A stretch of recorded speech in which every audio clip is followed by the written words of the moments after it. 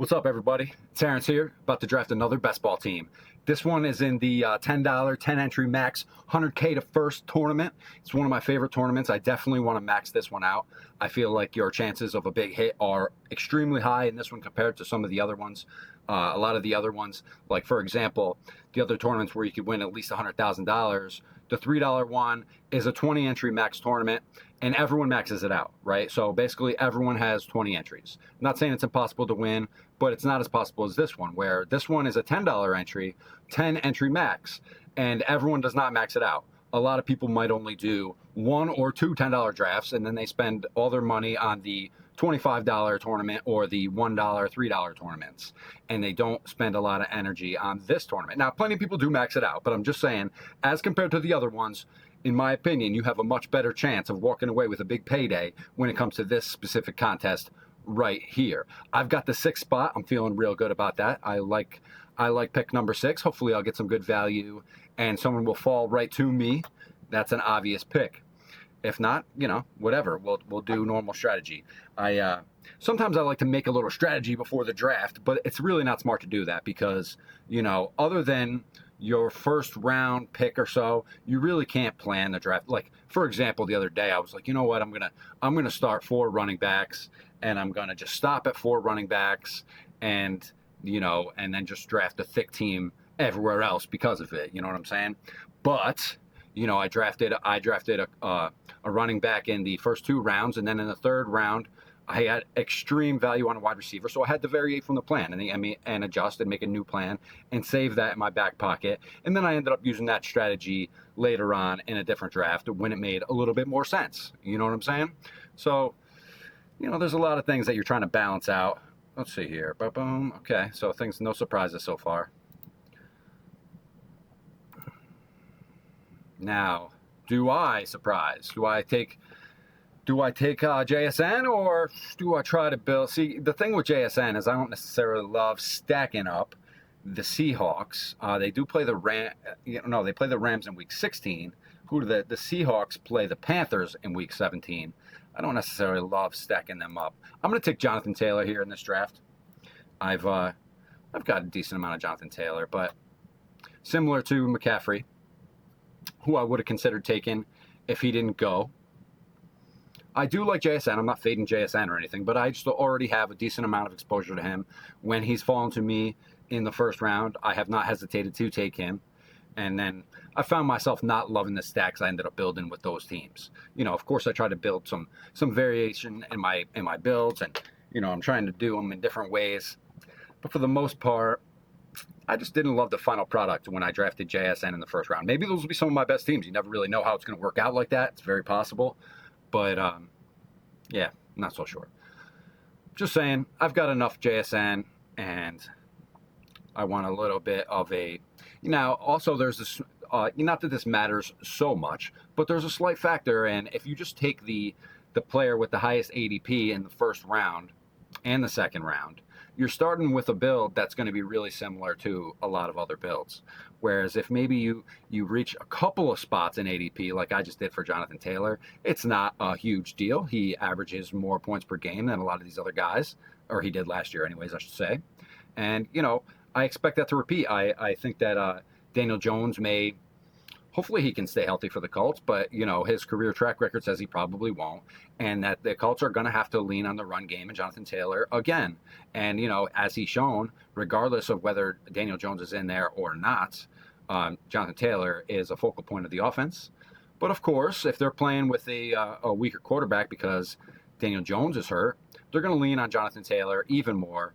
And I just like that. Let's see who falls to me. Let's see if maybe I could get Achan, who people are down on, and I get it. I get it. What's his name there? Their coach left, and where'd he go? To the Rams, and maybe he won't be used as much, and he is a smaller back who has a lot of tread on his tires, so there is injury risk. But the chances, the truth is, for the numerous years in a row, he's been like first round production.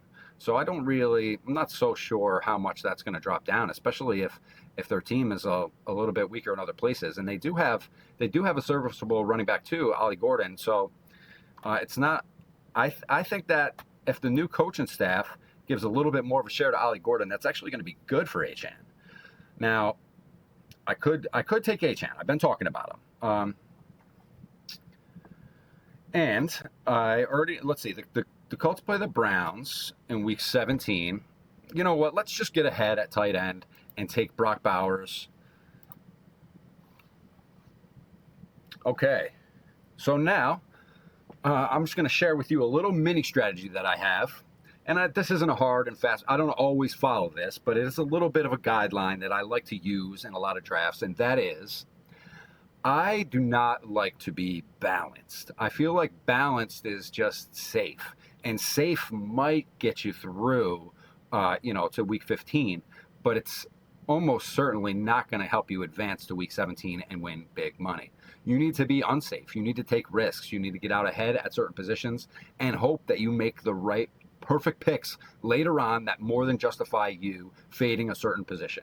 So what this mini rule is that I'm talking about is, in order to build that unbalance, what I like to do is by the third round, I try, not always, but I like to try to have at least two of the same position. Of course, it's not going to be quarterback if we're talking about these first 3 rounds, but I like to have either 2 running backs, 2 wide receivers, or even 2 tight ends by the third round.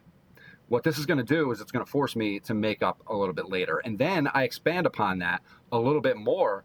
And then sometimes, especially if I didn't, depending on what I did with those first 3 rounds, sometimes, a lot of times, I try to have 3 of the same position by round 5. The idea is to get ahead at one position, possibly 2. When you take Bowers as the first overall tight end, you're basically automatically ahead in tight end. Maybe McBride or Loveland can rival him in fantasy points. I don't expect that. It's possible. But, I mean, basically there's only 2 other tight ends that are going to contribute such a high floor. And Bowers also contributes ceiling as well. But, when it comes to Bowers, this guy's having a solid week. He's a featured part of their offense. He's basically a wide receiver 1 who is playing tight end. So when you take Brock Bowers, you're already ahead at tight end. So now, say I take another running back here in the third round, which I may because these last couple guys are taking wide receivers, then I'm going to be ahead at tight end and running back already. It's only the third round, and I'm already ahead at 2 of 4 positions. That is not bad. Now, the Barkley Henry guy, the Bijan and Achane guy, those guys, if I take a running back here, let's see what I'm going to do. Oh, do I go 2 tight ends? I mean, that's a ballsy move. I've done it a couple times. When I do it, I do like to do it in the second and third round, like right here. Do I do something crazy? What running backs could I take? Let's do it. Let's do it. Let's get crazy. Let's get crazy. Trey McBride. Okay, so now definitely stopping at 2 tight ends. I can't say definitely. 95% chance I'm going to stop at 2 tight ends. Now, if I build this team up incredibly, which is going to be really hard to do because now I'm behind everywhere. Instead of being ahead at running back and tight end, now I'm way ahead at tight end, but I'm behind everywhere else. So that is a risk I knew I was taking when I made the pick, and it's calculated, and we're going to see if I can make up for it. You know what? I have a lot of confidence in my mid-round and late-round knowledge of all the players and who I believe are going to emerge and come out of nowhere and score like guys at the top. So if I can identify the right group of those guys, then I'll be in good shape anyways, even though I'm behind basically everywhere. I have a really solid running back 1. I have 2 really solid tight ends. So now, but what I'm doing is I'm not just considering that, okay, I'm ahead at tight end. I'm way ahead at tight end. Listen, there's only 1 tight end spot, but there's also a flex spot. So, a lot of weeks, depending on who else I take, and I hope that the later round guys I take will outscore one of these guys in a given week. But a lot of weeks, one of these guys are going to slot right into my flex, which does count just as much as any other position. So if you think that you can't draft 2 tight ends before you draft your other positions because there's only 1 tight end spot, you're not really thinking about it correct. First of all, there's only 1 tight end spot a week, and there's 14 of those. Right?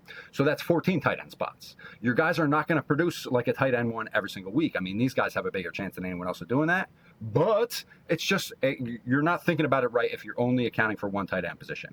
You're not accounting for 1 tight end position. You're accounting for 14 tight end positions. You're accounting for 14 flex positions. You know what I'm saying? You're accounting for 28 running back positions. You get the point. You know what I mean? It's not just 2 running backs and 3 wide receivers. No, you need 2 running backs and 3 wide receivers every week. And those those aren't necessarily going to be the same guys every week. So you need to plan. You need to your flex counts just as much as any other position. If I get 20 points in the flex, it's just as good as 20 points in any other position. All right. So this is one of those consensus rules that, maybe most of the time you might want to follow. It's not always the best idea to go draft and spending high draft capital on 2 tight ends, but you got to do it, and you got to hope that other people are afraid to do it. Because if that's the smash, if that's the combination you need, and there's not a lot of people doing it because they're worried about consensus rules that they didn't really think through. Let's see, pick 43. We need another running back. I feel better about the late round wide receivers than I do the late round running backs. There's a couple guys I like, but I need to make sure that I get some stud running backs on this team, especially after taking 2 tight ends so high. But you know what? If I can get 2 elite quarterbacks as well, I'll stop at 2 quarterbacks and I will stop at 2 tight ends. And then I will be able to just hammer tons of running back and wide receiver depth. And, we'll see how it shakes out and which guys I get when and how I want to allocate those remaining picks. Also, if I can't land 2 elite quarterbacks, then I'm going to have to take 3 quarterbacks, and that's going to hurt one of my other positions. But considering I have already taken 2 tight ends with 2 premium picks, there's a good chance I'm going to try my best to get away with a 2 quarterback, 2 tight end lineup. It may not work out that way, and like I said, it depends on the other drafters and who they let fall to me. I'm not going to, if say Tyler, this ain't going to happen, but say Tyler Warren was to fall 20 spots past ADP, or and I get him around 78. If he's available here at pick 78, I'm taking him. I don't care that I already have 2 tight ends. I mean, I might be putting myself up against the wall, and that might be a little bit of an extreme example. If he's available here at pick 78, I'm not going to take him. But let's just say I drafted 3 running backs in my first 4 picks, and I'm like, I'm only going to take 1 or 2 more running backs. They're going to be sparing throughout the draft. But then I get extreme value on, say, Tyrone Tracy, who has an ADP of like 130. He's available at 150. Just because I already said in my mind that I'm probably not going to take any more running backs doesn't mean I'm not going to take him, because that's just really good value. Unless I need something, there's times when you absolutely need something to fill your other roster spots, and in those cases, sure, I understand. But you can't pre-make the rules and then not take advantage of opportunities as they arise in the draft. I like Judkins more than I like Swift. I know that Swift is here, consensus, ranked a little bit higher than Judkins. But if you're interested in my reasoning, the reasoning is, listen, Judkins had a decent year last year. He looked like a quality back. Now, the thing is, Judkins faced 8 men or more in the box more often than any other running back in the NFL, and he still had a decent season. Now, the reason why defenses played against the Browns like that is because Judkins was their most real threat. They really weren't worried about anyone else beating them. But now after they drafted both Casey Concepcion and Denzel Boston super high in the draft, they have some valid weapons to dish the ball to in the passing game. If other teams and their defenses want to stack those boxes, the Browns are going to burn people deep. And I don't care who it is. I don't care if it's Shedeur Sanders or if it's Watson or if it's Green. Any of those guys are going to take advantage of these explosive. I mean, Casey Concepcion is just explosive, and Denzel Boston is a skyscraper. He's a monster. Defenses just can't stop him. They can't chip him. They can't ruin his roots. They're just going to have passing options available to them. I think Judkins has a much better year this year as compared to last year, because defenses are just going to have to play the Browns a little bit different this year. And I believe Judkins is going to capitalize. Am I right? I don't know if I'm right. I do have pretty high exposure to Judkins so far. I mean, he's not like my highest drafted running back or anything, because, he goes here in the 50s, and, a lot of times he does fall past ADP because he's on the Browns, and people just hate on the Browns blindly without realizing that, the Browns they're not the laughing stock that they were in the past. Not quite as much. I mean, sure, they have quarterback uncertainty, but they've got numerous guys who can play quarterback, and they're going to rotate them through. And one of those guys is probably going to do all right. Just saying, just because they're the Browns doesn't mean that they're always going to be the Browns that, have one or three wins. The Browns are pretty good. Browns are pretty good. All right, so I have no wide receiver still. We did a little fade job on the wide receivers, and I told you I was going to do that. I told you I was going to purposely leave myself behind at one of these positions. I'm going to wait to take a quarterback until next round. So let's see. I think I am. Let's see who we've got available here, and we think a little bit about Week 17, can we? Could, but let's just take Tyson. Take a risk. Tyson's a risky pick. He's a risky click. I don't have a ton of Tyson. He's not even.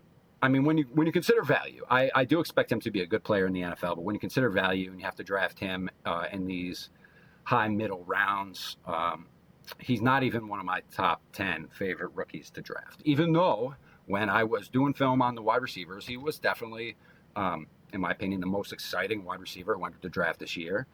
He may have injury concerns, but I think that him and Tyler Shuck are going to be a really good combination in New Orleans, especially when defenses also have to account for Olave, and they also have to account for that burner of a rookie tight end they just drafted, Delp.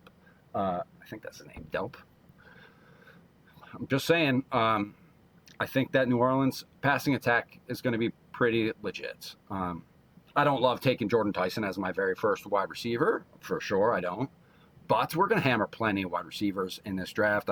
I expect that I will end up with at least 9, maybe even 10 wide receivers on this team. It's possible. We're going to see what we can pull off. I already know. This is I think this is my 136th draft so far this year. And I'm not trying to say that in a braggadocious way. I do, similar amounts of drafts every year, hundreds. And I've learned a lot over the years, but you can never learn. You learn like meta strategy over the years, but that meta strategy changes every year. And also, as you do, if you don't draft until close to the season, you're way behind. I'm all over how other people draft, what other people's interests are, where the value players are that I can get later in the draft, and stuff like that. You just you can only learn by doing a massive amount of drafts. That's why you should come here and watch my shit, because I'm just giving it to you. I'm just giving it to you for free. Giving you all kinds of knowledge. Let's see what we got here. Is there a quarterback I want to take? 78. Let's wait one more round. Oh, man, but then I might stick myself having to take 3. Oh, dude. I've got Justin. Oh, my gosh, I could stack. Oh, man, it's early to take Dart. I'm taking him. I'm taking Dart. I'm stacking him with Scat. I'll get some more Giants weapons later. But I just want to get out ahead. I could have got him at 91. I know I could have, but I actually prefer him. There's many valid quarterbacks that you can pair up and make a 2-quarterback team with. Okay, basically they both have to have a solid floor. If you look at Jackson Dart's scores from last year, he basically scored 20 points or more every single week that he played. He had one bad week, but it was not his fault. The team was falling apart. There was all kinds of injuries. The defense was decimated. One bad game as a rookie, and this guy put up 20 points every single week. His average score doesn't look that good because they're factoring in 2 zeros from the beginning of the season when he didn't even start. It's not really fair to do that to him, but I'm glad they did that to him because a lot of people are lazy and they just look at average points per game from last year and they don't really look at it with a fine-tooth comb.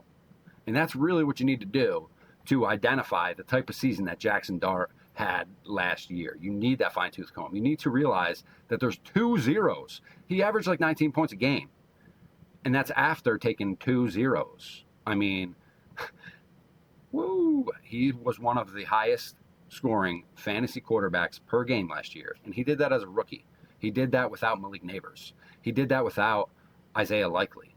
He did that without that big guard they took 10th overall in the draft. I mean, Jackson Dart has a chance to be a top 3 quarterback. And while I don't really care who the other guy is, out of those other guys that I could have taken, who I may or may not take here, I may wait one more round depending on who's available, I could go with a lot of those guys. I don't really mind, especially if my other guy is Jackson Dart or Caleb Williams or Josh Allen, okay, I really like to get one of those three guys because those are your absolute floor covering quarterbacks. Let's see. And it looks like I'm going to... Tyler Shuck isn't good enough. Who's good enough to pair with Jackson Dart on a two-quarterback team? Bo Nix. Ooh, that's really the only one I feel comfortable with. Maybe Baker, maybe Shuck, probably not. I'm going to wait one more round and hope that I can get Bo Nix, and if I can't, I might just have to take three quarterbacks and do what I did not want to do. Let's take Gainwell right here. I love Gainwell. I think he's going to have a better season than Bucky Irving. Will he or will he not? That's yet to be seen. But I think that they're at least going to have a similar split. I think that I think Gainwell might have an edge on third down. But we'll see. We'll see what happens. I think that they're kind of being drafted not so accurately. I think people are valuing Bucky Irving a lot more than Kenneth Gainwell. And that shouldn't be the case. They should be drafted in a similar area. And because Gainwell goes so much after Bucky, I just have a lot more Gainwell than I do Bucky. I've got a decent amount of Bucky too. I expect Bucky to have a good year. I'm not hating on Bucky. But I like Gainwell a little bit more, especially when you consider that extra value. I mean, it's only a couple of rounds, but it's significant. I mean, we're talking about like 30 picks later. So it is what it is. I still only have one wide receiver. I wasn't scared to further stack up those running backs because I like to do that. I like to do it. Not necessarily stacking up running backs and tight ends, but stacking up two positions, making up for the other ones later, hoping to hit on the right guys. It's not going to work for you if you're doing one draft. But if you're doing hundreds of drafts and you're building the whole entire portfolio and you build multiple teams like that with different guys, you're just increasing your chances. Everybody who has an elite quarterback who's going to slot into their lineup every single week throughout the season and then they draft two more quarterbacks just has two wasted roster spots. So if I can get away with two quarterbacks, I like to in a lot of drafts. Now, like I said, I prefer one of those guys as either Dart, Caleb Williams, or Josh Allen, but they don't necessarily have to be. I have a couple of lineups with two of those three guys, and then I'm definitely set at two quarterbacks. But a lot of times it's just one of those guys and somebody else that's a pretty good, solid quarterback who has a decent week, most weeks, to cover my bye week, to cover any potential down weeks. But unless you have three mediocre guys whose floor is around 10 points, why are you taking three quarterbacks? I mean, I know it's basically consensus. I know that the guy who won $2 million last year had three quarterbacks on his team. But listen, he had multiple wasted roster spots. You should be learning different lessons from that. Not, I need to take three quarterbacks on every team. When it's warranted, sure. I have to take Michael Wilson here. He's just way better than all these other available wide receivers at this point. Michael Wilson is a great value pick, in my opinion. I think he's the best wide receiver on the Cardinals. Now we have some interesting Week 17 correlation with the Cardinals and the Raiders. I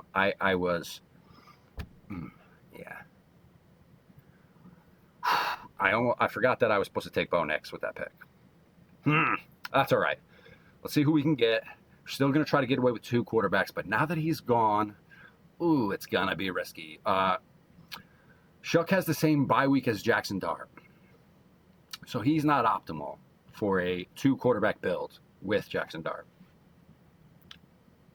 Is it possible that having two tight ends and two quarterbacks leaves me enough room at the running back and wide receiver position to where I raise my ceiling enough to where I can take a 0 in week 8 and still make the playoffs?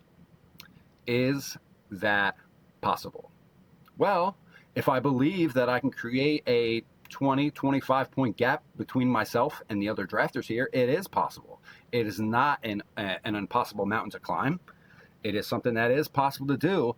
A lot of people are scared to do it, and that fear causes wasted picks, and that wasted pick causes you to miss the playoffs. You can't be scared. You can't be scared. Be scared about one draft maybe, but you should be doing lots of drafts. I mean, you should if you want to win. If you are only drafting one team and you make it to week 17 and hit a nice amount of money on that team, geez, you should play the lottery too. I mean, you're like the luckiest person out there. There's so much variation.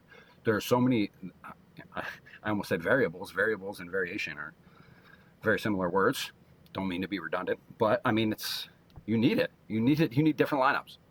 You know, say I built a shit ton of Jackson Dart lineups with one other quarterback, and then Jackson Dart gets hurt. Then what? Then all my teams are stuck with one quarterback. That sucks. You can't do that. You need variation. You need to plan. You can't be scared though. You can't be scared. Instead of being scared of taking 1-0 in my quarterback spot week 8. Ooh, shit. Hopefully I can remember that thought and finish it after. Talking too much here. Okay. Running backs. Nah. I need another wide receiver. Bad. Okay. So we could go Shakir, solid pick. We could go Dobbs, okay pick. Conception. Okay. Let's take Shakir. We'll get a little bit of a little piece of Josh Allen's success there. You know, the thing with Josh Allen is he's going to target different guys every week. I expect Shakir to have a few spike weeks and a bunch of crappy weeks. So he's not really a floor establishing guy, but considering I already know that I'm going to take a lot of wide receivers and I'm probably going to be starting different wide receivers in many different weeks, that's okay. I need a certain amount of spike weeks from you. Hopefully it's more than expected. And let's get a ton more wide receivers still. Probably going to have to go 3 tight ends now. You know what? If Baker makes it to me, I'll take Baker and stick with 2. What about Cam Ward? I don't know if Cam Ward may. There's a chance that Cam Ward could rise up and have a stellar year 2. I do not think it's out of the realm of possibilities. I don't love drafting him too often, but I definitely want to have him mixed in as some of my quarterback 2s. And just hope, I mean, if he smashes and he's in the lineup a lot, and I already have Jackson Dart who's going to be in the lineup a lot, man, that's nice. It saves me a whole extra roster spot where I can make up for that weak wide receiver room that I have so far. I like the guys that I have. I mean, Tyson, Wilson, Shakir, all solid. Shakir is definitely the weakest, but he has a high ceiling. In any given week, he could score a couple touchdowns, have a lot of yards, whatever. Especially if Josh Allen just wants to make him the guy that week. Josh Allen likes to switch it up. Okay, let's see what we got here.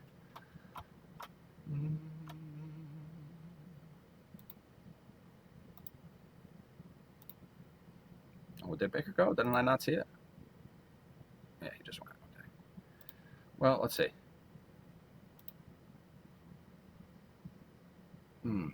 I'd be a little bit ahead of ADP on Cam Ward, but you can't be scared of that. If I was like worshiping ADP and I'm like, I can't take Cam Ward at pick 126 because his ADP is 139, and then I took a different position like I did the last couple rounds, then there's going to be even less quarterback talent here when it comes back to me again. Let's just take Cam Ward, lock down my quarterbacks. I'm not super comfortable, but you know what? You kind of want it to be like that. You don't want to be super comfortable. You can think you're comfortable, but if you think you're comfortable, you know what that means? That means you're balanced and you're going to lose. I mean, maybe it's not so cut and dry. I mean, maybe you have a chance to make it to week 17 with a balanced team. I'll tell you what, my most successful teams over the last bunch of years since best ball started were not built in a balanced way. I built a lot of balanced teams in those years. A lot of teams were disqualified in the regular season. It was my extreme builds, the ones where I took chances, the ones where I took risks, the ones where I wasn't super comfortable. Those are the best performing best ball lineups that I have drafted every single year since the beginning of best ball. So, whatever. But I don't always build it like this. Just because I want to be unbalanced doesn't mean I always start running back 2 tight ends. 2 tight ends is kind of crazy. This is maybe the 4th or 5th time I've done that. But yeah, okay, that's not a lot if you consider that I have already done over 130 something drafts. Okay, it's really not a lot. It's a very small percentage of the time I do that. But it's just a build that I do want to do, especially because I know other people are scared to do it. And if other people are scared to do it, it's not going to be as commonly owned if I can squeeze into the playoffs with this team. All right. Ba-boom. So now we got 139 and 150 coming up. I got 4 running backs. It would be nice to snag Jonah Coleman here at pick 150. He's my absolute favorite rookie. Remember, I was saying that when value was included, anyways. Well, maybe actually, he's either my number 1 or my number 2 favorite rookie when you consider value. Remember, I was saying that when I was talking about Jordan Tyson and how he's not even in the top 10 of my favorite rookies when you consider value in the best ball drafts. Now, in real life, he's one of my favorite rookies. I expect him, as long as he doesn't get hurt, he's probably going to have a great season. There goes Stephon Diggs, who I did want to take. He usually doesn't make it to pick 139, but I was being hopeful. I think that his value is really good right now. He's not on a team, so no one wants to draft him. But, I mean, the guy's going to be on a team, right? He's going to be on a team, and he's going to probably be their number 1 or number 2 wide receiver. He's not going to be a top-end wide receiver 1, but he's most likely. But he is probably going to be a wide receiver 1 or 2 for someone. He's going to get, 700, 800 yards, some touchdowns. He's going to produce. He's going to produce a lot more than a lot of other guys that you're taking in this general range. Maybe similar to Coker. Myers had a pretty good year, 847 yards. I expect a little bit of regression from Myers, personally. I don't have a ton of him. I'm probably going to start taking him a couple times in some higher stakes drafts. Just to balance that out just a little bit, but I'm not so worried about being beat by Jacoby Myers. Just saying. I'm not. I personally think Trevor Lawrence is slightly overrated. I think that the Jags are overrated. I think that their schedule gave them some breaks last year. I think a lot of things just broke their way. They got really lucky, and I think they easily could have won like 4 less games with the basically with every single game going exactly how it went. They easily could have lost a lot more games than they lost. I think that a lot of people think that the Jaguars are better than they are. You can think that if you want. I'm not in that group. Just because you won a division last year doesn't mean you're going to be good this year. There is turnover every single year in the NFL. Every single team changes. A lot of things change. You cannot expect repeat results. And if you don't believe me, just go ahead and ask all the people who drafted Patrick Mahomes habitually over the last couple of years, because he's Patrick Mahomes. And they were worried about prior year instead of future year. Now, other people who were fading Mahomes felt a lot better about last year's quarterbacks that they drafted. Because while I acknowledge he is a very talented player, he has less around him. And his number 1 weapon, obviously, for his whole career, Travis Kelce, is declining. And Travis Kelce opened up that entire offense. Travis Kelce is probably really underrated when it comes to the Chiefs' past success. I mean, what happened when he regressed? So did the Chiefs. I mean, so did Patrick Mahomes. So, I don't love drafting Mahomes. I have a very low percentage of Mahomes. I had a very low percentage last year. I do not think that is going to beat me. I preach variation, and you need to have a lot of variation. But at the same time, it's not about picking every single player. You do need to identify some players that you like more. Some players you need more exposure to. You do need to identify players that you're going to fade. You need to identify the landmines. You need to identify who not to draft. That is just as important as deciding who to draft. All right. So we could finish up running back here. Let's just check the wide receivers and see if there's any great value here. We'll go to my rankings, which are much more reliable than ADP here. You know what? We're going to take Jonah Coleman if he's still there and just finish up. I think I'm going to stick here at 5 running backs, even though I didn't start. Usually, if I'm stopping at 5 running backs, I usually drafted more high running backs. But I drafted 3 in the first 5 rounds. I really like Gainwell, and I really like Coleman. I believe that both of them are going to perform. They're going to outperform their ADP. And, I left myself so behind at wide receiver, I have to make up for it. But you know what? What do we got? 7 picks left? 1, 2, 3, 4, 5, 6, 7. Yep, we got 7 picks left. And if I wanted to, I could make them all wide receivers. I could. I may take one more running back. I may consider it. Did I take Achane above? I forget. No, I didn't. That's right. I took Bowers. Duh. Okay. Never mind.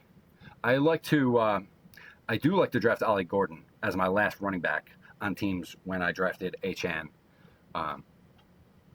with a second round pick or whatever. Just because I do acknowledge that there is a little bit of an injury concern, and maybe they split the carries a little bit more between those guys. I do think that Ollie Gordon is by far the guy who benefits, and not Wright when it comes to other running backs in Miami. Ollie Gordon is just a different kind of running back. He's bigger, he's stronger, he's like a third and short kind of guy. He's a goal line guy, and if they're going to save Achane some touches, it's going to be those ones, and those are the ones you want to soak up. Those are the ones you want to soak up with a guy like Ollie Gordon. If Ollie Gordon can sneak himself into the end zone 8 or 9 times throughout the season, and you drafted him in the 19th or 20th round, that is extreme value. Even if he only slides into your lineup a few times throughout the year, that only means you did a good job drafting elsewhere, and you still appreciate it very much so when he scores those touchdowns. And you can get 15, 20 points from a 19th or 20th round player. So, we're going to take a quick peek through.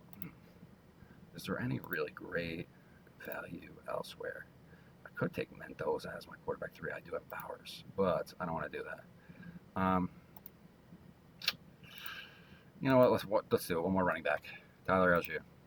Now I'm really fortified at my running back position. And just like I said before, just because I said I was probably going to stop at 5 running backs, there's still a lot of wide receivers that I like later.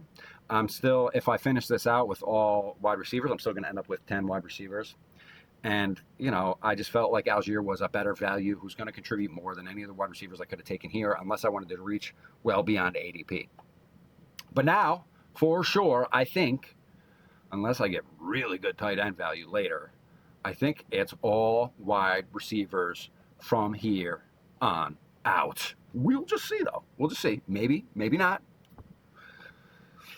Pick 174 is going to be on before we know it. So, looking here, and like I said, we could look here at the ADP, but look what happens in ADP. Look at these guys who are getting drafted. Hunter, ADP 157. Look at my ranking, 1,567. I didn't stick him there purposely. I think I just removed him totally from my rankings. So when I sort by my rankings, he doesn't even appear. That's because he's a cornerback, and I'm not interested in drafting a cornerback as a wide receiver, even if he might have 1 or 2 weeks where he scores a touchdown, or they use him in emergency situations as a wide receiver. He's not a full-time wide receiver. He's at most he's going to get 5 receptions in a game. Okay, it's just not the best way to go. But what I'm going to do is I'm going to take Stribling here, I believe. No, I'm going to take Ridley. I'm going to take Ridley because of Cam Ward. Because I took Cam Ward earlier, I'm going to take Ridley. Ridley is regressing for sure. He's not as good as he used to be. But hopefully the Tennessee offense is just better this year than it was before. And if Tennessee's offense is just running better, and Cam Ward is playing a lot better, and Brian Daboll's offense is a lot more powerful than what they had in Tennessee beforehand, there's a chance that Ridley ascends and is a little bit better. Not as good as he was back in the day when he was on the Falcons and he was tearing it up. But, he's a talented player. And yeah, they've got Tate, they've got Wan'Dale Robinson, they've got some other weapons. But, Ridley is proven, and he can get open, and he can catch the ball. And I think as long as he can stay healthy, he's going to be on the field, and he's going to catch some balls. I don't love Ridley. Not my favorite click. If I didn't already draft Cam Ward, I definitely would have not taken him there. I was about to take Deshaun Stribling, 49ers, 33rd overall pick. I know they got Mike Evans now. But you know what? CMC is getting older, and Kittle is banged up, and Mike Evans is older. And I just feel like they're going to have to utilize that rookie that they traded up to number 33. I think they had to. They traded up to 33 to get this guy. He was the first pick in the second round. They traded up to get him. I feel like they want to use him. I mean, geez, he's still going to be here at 187? I'm going to take a... he is there. So...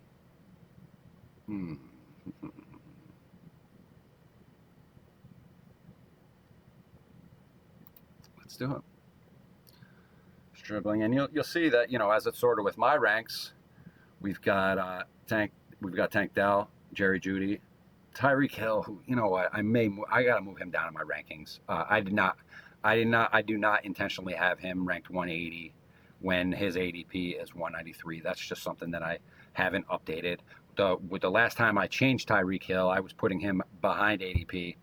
That was a while ago. I kind of have not even thought about him at all, and I'm pretty sure I have not clicked his name one time. Even though I was saying good things about Stephon Diggs, I do not feel the same way about Tyreek Hill. Maybe he does sign with a team to get a paycheck, but I don't expect him to be much of a difference maker.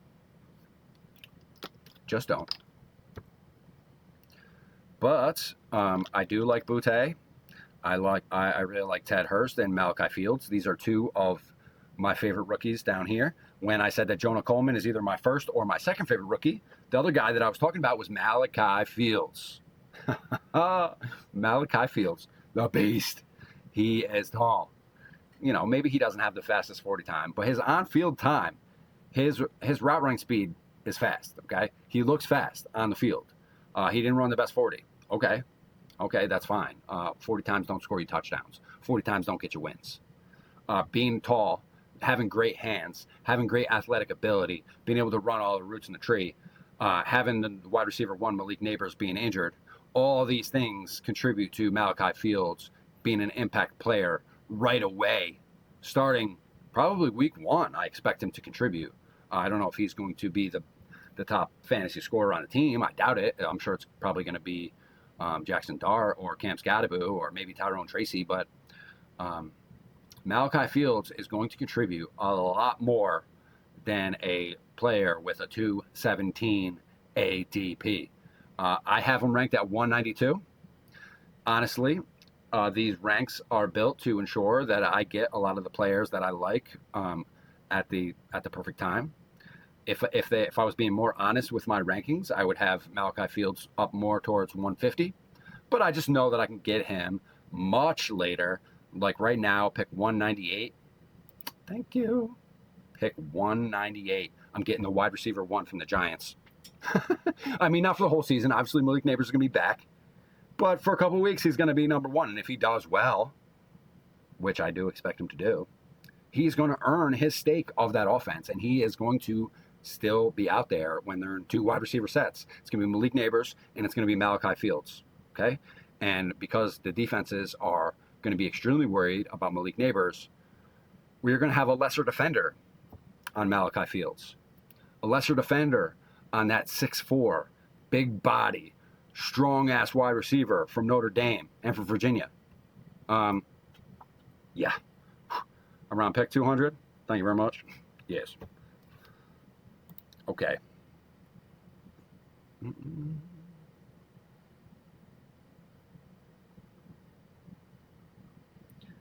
Not so bad considering I spent all that draft capital on tight ends in the first 3 rounds. I'm definitely ahead at tight end. I'm not behind. I wouldn't say that I'm ahead at running back, but I'm not behind. Quarterback, I'm taking a shot. I have Jackson Dart, who is solid. I'm taking a shot that Cam Ward is going to be enough as my other quarterback to pair with Jackson Dart. Maybe Jackson Dart performs well enough every week to where it doesn't matter. But hopefully Cam Ward can outperform Jackson Dart at least a little bit throughout the season, and hopefully he has a decent week 8 when Jackson Dart is on bye. And if that happens, that's all we really need. Or am I still going to go 3 more wide receivers? It's possible. It's possible. I might switch it up in the last round and take a tight end. We'll see. We'll see who's still left. We'll see what names I'm able to get with these next 2 picks for wide receivers. But I definitely need at least 9 wide receivers on this team, considering I faded them so much early. Oh, yeah, what I was saying before, and then I got cut off because it was my pick. Sometimes I build the exact opposite way. Sometimes, I mean, there are certain guys later on in the draft that I do like to get. Fields is one of them. There's a few other guys as well, and I don't take them in every draft. But there's a group of them. It's not just a couple of guys. I can't draft them all on one team anyways. But what I like to do in some other drafts is I'll spend some high draft capital on wide receivers. Usually not more than 3 or 4 picks though, because if I get 3 or 4 solid, top tier wide receivers, I really don't need that many low guys. I just don't. I might stick with 6 wide receivers on teams like that. And some of my favorite teams that I've built so far have been 6 wide receiver teams. This is a tough choice for me right now between Boutte and Ted Hurst. I like both of these guys a lot. I think Butte has a little bit more of a direct path to catches. Yeah, let's take Butte. I have more Hurst than Butte anyways. And this is only a $10 draft here, so it's not like that's really balancing out my portfolio in any kind of way. But a couple more $10 or more drafts where I take Butte, and that will shift just a little bit my entire portfolio. And that's what you're trying to do. You're not trying to build one team. You're trying to build a portfolio of teams. You're not trying to beat the 11 other guys in your draft. You're trying to beat the entire field. You're trying to make it to week 17. You're trying to finish number 1 in week 17. And you're just not going to do that with a balanced team. You're just not going to do that if you build all the same teams. You need variation. You need to build an entire portfolio which contains many different paths to week 17. And then you need at least one of those paths to cash in. That's what you need. It's not as simple as 2 running backs, 3 wide receivers, 1 tight end, 1 quarterback, okay? Like I said, you don't just need 1 tight end every week. You need 14 tight ends. You need 14 flex spots. You need 28 running backs, etc. You know what I'm saying? You need 36. No, you need even more than 36. What am I talking about? You need 42. You need 42 wide receivers. Not 3. 42. That's different, okay? If you're drafting only 3 wide receivers, you think they're going to slide into your lineup every week? No. Unless it's Jamar Chase, unless it's one of the elite guys, they're just not going to be in your lineup every week. They're going to have a bad week. Obviously, they have a bye week. Someone else is going to be featured. There's a lot of variables. 222 is coming right up. I'm liking the way this is wrapping up. Let's see. Are they going to let me get Ted Hurst, though? Or is there someone else I might want to take instead?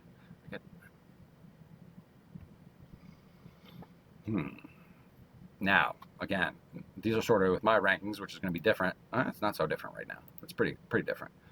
I'm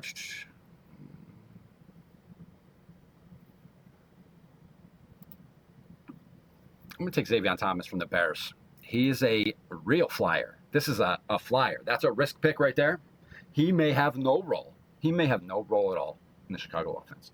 But he might be a gadget guy. He might be a guy that they use for trick plays. He might be a guy that they use as running back. He might be a guy who really benefits from big splash plays. He could be that guy who doesn't do much to get you to the playoffs, but then once you get in the playoffs, maybe he emerges in week 16 and helps you advance to week 17. Or maybe he has a big week 17 and he's super low owned in week 17 and he wins you the whole damn thing. You have to take risks. This is what I'm saying. If you don't take risks, you're not going to have that guy that you have to have. Unless it was a safe, unless it was a safe guy that you have to have. And then in that case, everyone else has him too. Or a very high percentage of the other people in week 17 with you have him too, which makes him not a difference maker. Then that means that the rest of your team decides if you win or not. And it has nothing to do with that player. So, these are all the things that you need to think about. We've got one more pick coming up, 235. We'll see. There's still some wide receivers out there who are serviceable. Also, there are some tight ends that I like. And just to show you, even though I'm probably not going to take one, let's take a gander at the tight ends that are still available right now in round 20. Holy crap. Eli Stowers is still available in the 20th round. That's insane. Look I have him ranked at 175. 175. That's over 50 picks ago. If he doesn't get taken, I'm taking him. Also, Zach Ertz, don't really love him. Theo Johnson, great tight end too. Michael Mayer, great tight end too. Everyone in the NFL is trying to use 2 tight ends this year. They're going to throw the ball to 2 tight ends. That means there's going to be less valid wide receivers. There's going to be more valid tight ends. You do not. I drafted the 2 most elite tight ends on this team, so I may not take a tight end. But most of the time, you do want 3 tight ends. Remember when I was saying you don't necessarily want 3 quarterbacks? That same logic does not apply to tight ends. Unless you have at least one of the elite guys, and even when I have one of the elite guys, I usually want 3 tight ends. Okay, because that elite guy might have a down week. That elite guy definitely has a bye week. And tight end is one of those positions where if you don't get out in front, everyone else is behind you. And if everyone else is scoring 9 points a week out of their tight end spot, but you're scoring 25 points a week, that is extremely valuable. It adds up by the time week 14 is over. So you don't want to leave yourself behind at tight end.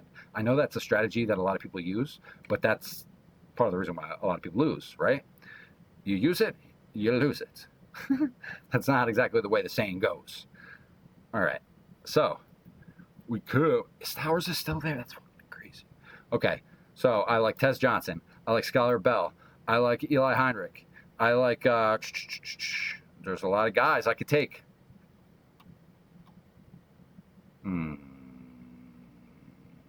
Out of these guys, I expect either Tez Johnson or Skylar Bell to produce the most, considering Tez Johnson is a second-year player and Skylar Bell is a rookie on the Bills who Josh Allen likes to distribute to everyone. I think Tez Johnson is probably going to have a slightly better year this year for his year two season as compared to Skylar Bell's year one season. Now, this draft is just about ending up. Let's take a quick peek at what happened. Let's take a quick peek at everyone else's team. All right, so who looks different besides me? This guy over here is the only one who started triple running back. That's a valid strategy to start like that. Let's see what he did afterwards. He started with Barkley, with Henry, with Love. I don't love Love around his general ADP, which I think is somewhere around 27, 28. I don't love him in that area, but considering he fell to the end of the third round, I do think that Love was a really solid pick for this fella right here, MMPF Field 24, okay? I do not like Zay Flowers, like, not even a little bit.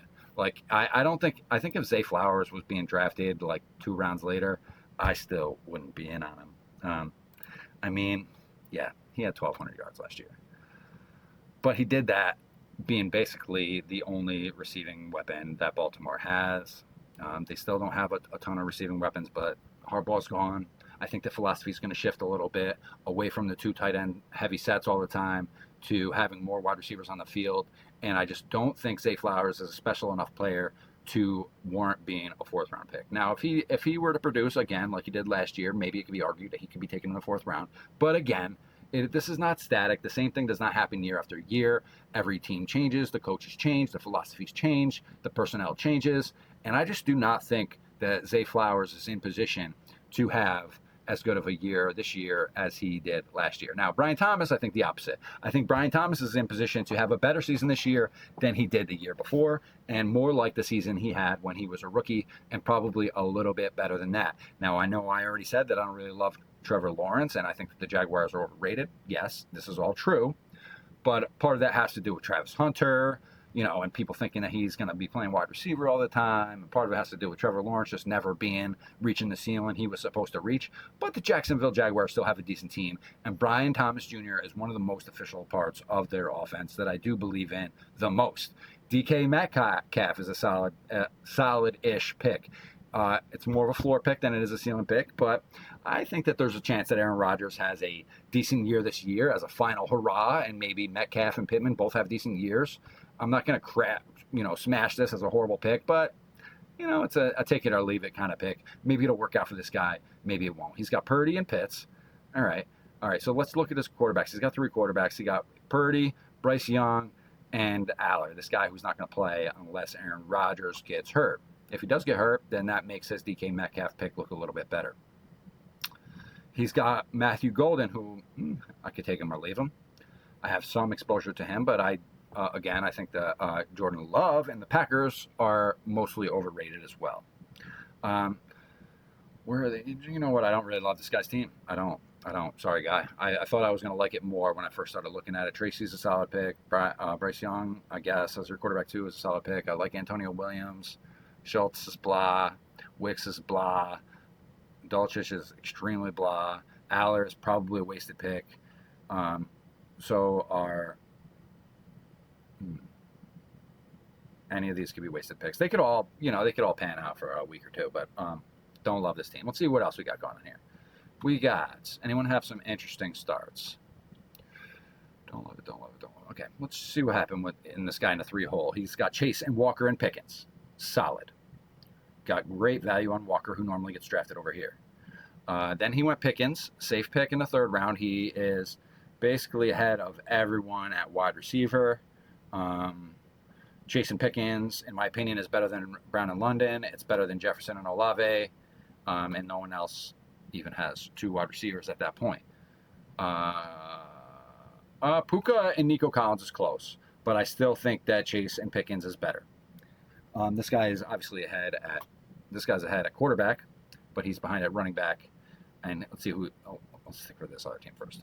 Okay, so we got some decent wide receivers, 2 running backs. We got Dak Prescott, Daniel Jones, and Jacoby Brissett. 4 quarterbacks. 2 of them probably aren't going to play. Oh, dude. I hope your other picks are perfect, or else you're disqualified. Sorry, buddy. All right, let's go over to the next guy. We got Puka, Nico, Josh Allen. Solid. He paired Josh Allen with DJ Moore. More solid. He's got Henderson. He's got Pollard. Okay. A little bit behind at running back, especially Aaron Jones is a wasted pick. Tucker is almost a wasted pick. Jaden Blue is basically a wasted pick. Oh my gosh. Your running backs are horrible. You cannot rely that much on Henderson and Pollard. Henderson isn't, neither one of these guys are.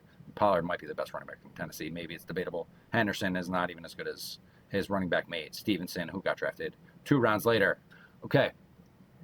I mean, Stevenson just produced more last year. He gets more targets.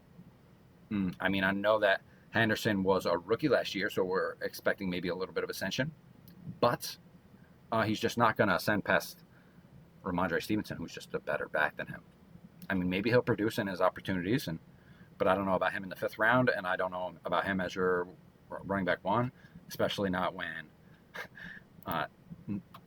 Tony Pollard is your only other decent back. And as you see, we have 1, 2, 3, 4, 5, 6, 7, 8 weeks over the 14 regular season weeks last year with under 10 points a game.